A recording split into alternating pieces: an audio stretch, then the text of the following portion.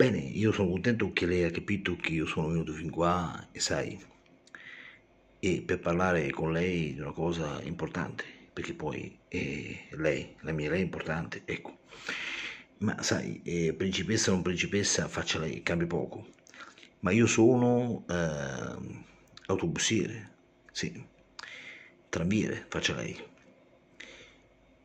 Tutto quello che vuole, petroliere, non petroliere o quant'altro, cambia poco.